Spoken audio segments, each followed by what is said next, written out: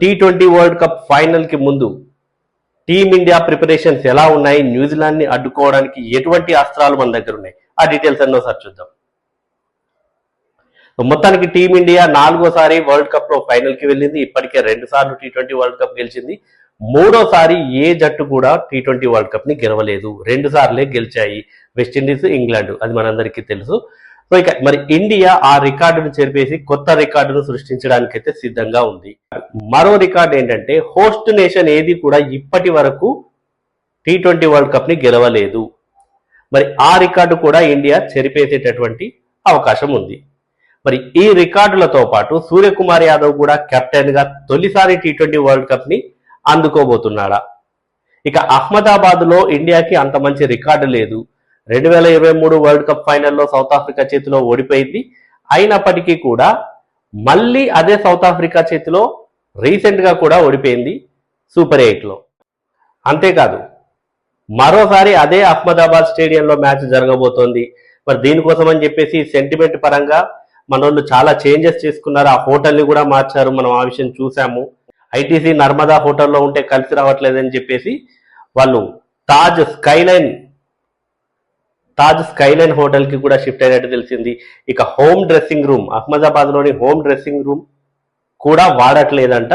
దానికి బదులు visitors dressing room ని వాడుతున్నారంట. సో ఈ సెంటిమెంట్స్ పరంగా కూడా టీమిండియా అయితే ఖచ్చితంగా మ్యాచ్ను గెలవాలి అన్న ఉద్దేశంతోనే కనిపిస్తోంది. ఇక దీనికి తోడు టీమిండియాకి ఇంకొక బూస్టప్ ఏంటంటే సంజు శాంసన్ ఫామ్ లోకి వచ్చాడు. అసలు సంజు శాంసన్ లేకముందు అందరూ లెఫ్ట్ హ్యాండర్స్ ఎక్కువగా ఉండేది, కానీ ఇప్పుడు సంజు చేరిన తర్వాత లెఫ్ట్ అండ్ రైట్ కాంబినేషన్ ఎక్కువగా ఉంది. ఇప్పటి వరకు T20 వరల్డ్ కప్ లో సూపర్ 8 ఆడిన అన్ని టీమ్స్ లో కనుక చూస్తే 15 సార్లు ఆఫ్ స్పిన్నర్లకి అవుట్ అయింది ఒక్క టీమిండియా బ్యాటర్లే. 15 సార్లు అంటే చాలా చాలా ఆఫ్ స్పిన్నర్ల డామినేషన్ బాగుంది. మరి న్యూజిలాండ్ లో ఆఫ్ స్పిన్నర్లు ఉన్నారా అంటే ఉన్నారు. మెక్కంచి సౌత్ ఆఫ్రికాపై సెమీఫైనల్లో ఓపెనర్లు ఇద్దరిని అవుట్ చేశాడు, left handers Ryan Rickelton and Ishan Kishan. మరి ఈసారి కూడా అతన్ని ప్రయోగిస్తుందా న్యూజిలాండ్? అతనితో పాటు గ్లెన్ ఫిలిప్స్ ఉన్నాడు. అతను పార్ట్ టైం స్పిన్నర్ గా ఏం కాదు, ఫుల్ టైం స్పిన్నర్ గా కూడా పనికొస్తాడు. ఇక మిగతా స్పిన్నర్లు చూస్తే రచిన్ రవీంద్ర కూడా వేస్తాడు. కెప్టెన్ మిచెల్ శాంట్నర్ తో పాటు రచిన్ రవీంద్ర కూడా స్పిన్ వేస్తాడు. సో వీళ్ళకి స్పిన్ బలం అయితే బాగుంది. ఇక పేసర్లు అంటే మ్యాట్ హెన్రీ, లాకీ ఫెర్గుసన్ ఉన్నాడు, జిమ్మీ నీషమ్ ఉన్నాడు. సౌత్ ఆఫ్రికాతో జరిగిన మ్యాచ్ లో టాప్ 5 వికెట్లను తీసింది Rachin Ravindra, Jimmy Neesham and McConchie. ఈ ముగ్గురు అంత ఫెమిలియర్ బౌలర్స్ కూడా కాదు. మిగతా వాళ్ళకి ఎప్పుడు చూసినా లాకీ ఫెర్గుసన్, మ్యాట్ హెన్రీ వీళ్ళ పేర్లే వినిపిస్తాయి. కానీ ఈ ముగ్గురు బౌలర్లు అయితే టాప్ 5ని అవుట్ చేశారు. మరి సేమ్ ప్లాన్ తో వస్తుందా ఇండియా విషయంలో కూడా న్యూజిలాండ్? మరి ఇండియా బ్యాటర్లు కూడా దీన్ని అధిగమించి వస్తారు. ఎస్పెషల్లీ అందరి ఫోకస్ ఇప్పుడు అభిషేక్ శర్మ పైనే ఉంది.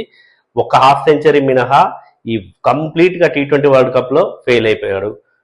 సంజు శాంసన్ ఆడట్లేదు బాగా అని చెప్పేసి అతన్ని పక్కన పెట్టి మళ్ళీ తీసుకొచ్చిన తర్వాత చెలరేగి ఆడుతున్నాడు సంజు శాంసన్. మరి ఇప్పుడు అభిషేక్ శర్మ వంతు. ఇషాన్ కిషన్ కూడా 1-2 మ్యాచ్ల్లో మెరిపించాడు. తను కూడా మరి ఫైనల్లో సత్తా చాటాల్సినటువంటి అవసరం ఉంది. ఇక తిలక్ వర్మ, సూర్యకుమార్ అయితే ఎలాగో కన్సిస్టెంట్ గా ఆడుతున్నారు. హార్దిక్ పాండ్యా, శివం దుబే టీమ్ కి ఒక బిగ్ అసెట్ ఏమైనా ఉంది అంటే హార్దిక్ పాండ్యా అండ్ శివం దుబే. ఈ ఇద్దరి వల్లనే ఇప్పటి వరకు టీమిండియా భారీ స్కోర్లు సాధించడంలో కానీ మ్యాచ్లు గెలవడం కానీ వీళ్ళిద్దరూ కీ రోల్ ప్లే చేశారు.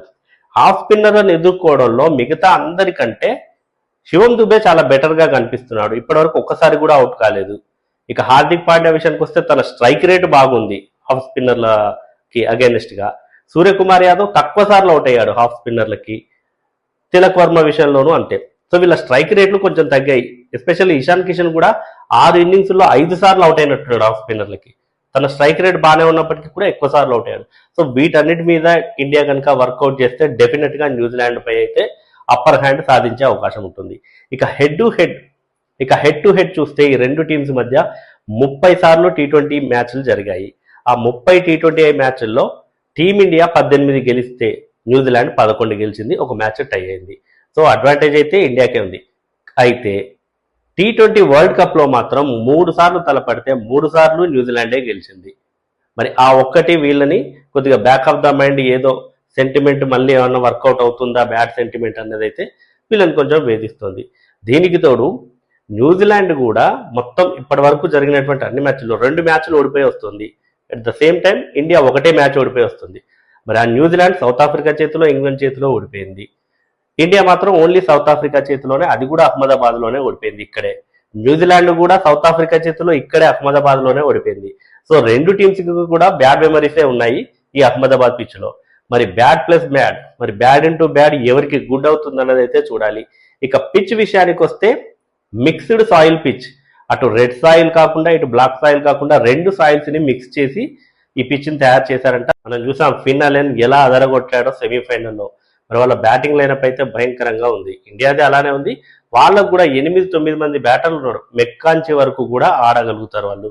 మార్క్ చాప్మెన్ నుంచి ఇంకా ఒక మంచి ఇన్నింగ్స్ అయితే బాకీ ఉంది. గ్లెన్ ఫిలిప్స్ కూడా, అతను ఎప్పుడు అదరగొట్టేది తెలియదు.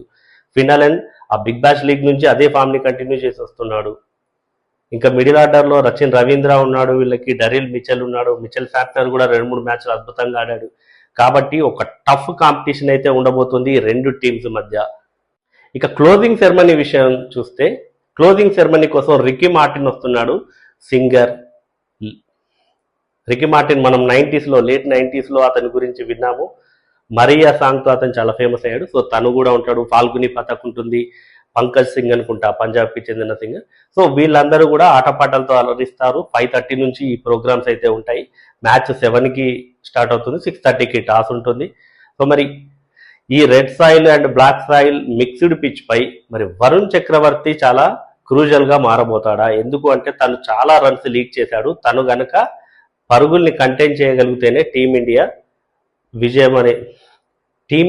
అవకాశాలు అనేవి ఎక్కువగా డిపెండ్ అయి ఉంటాయి. బుమ్రా అద్భుతమైన స్పెల్తో ఆకట్టుకున్నాడు సెమీఫైనల్లో. సో తన నుంచి అంతకు మించి అయితే ఎవరు ఏం ఎక్స్పెక్ట్ చేయలేరు. తను ఇచ్చేది కూడా అంతకు మించే ఇస్తాడు. హర్షదీప్ సింగ్ కూడా కొంచెం రన్స్ లీకేజ్ని అరికట్టుకోవాల్సి ఉంటుంది, ఎస్పెషల్లీ హర్షదీప్ సింగ్ అండ్ వరుణ్ చక్రవర్తి. శివన్ దుబేకి మరి లాస్ట్ ఓవర్ ఇచ్చాడు గత మ్యాచ్లో. ఈసారి అయితే ఆ మిస్టేక్ చేయకుండా ఉండాలి సూర్యకుమార్ యాదవ్. కాబట్టి మరి వీటన్నిటి దృష్ట్యా ఈ మ్యాచ్లో ఫేవరెట్స్ ఎవరంటే మాత్రం 50-50 ఛాన్సెస్ అయితే ఖచ్చితంగా ఉన్నాయి. టీమిండియాకి హోమ్ సపోర్ట్, హోమ్ అడ్వాంటేజ్ ఉంటుంది కాబట్టి కొంచెం ఎడ్జ్ ఉంటుంది. మరి ఈ మ్యాచ్లో టీమిండియా ప్లేయింగ్ 11 ఎలా ఉండబోతోంది?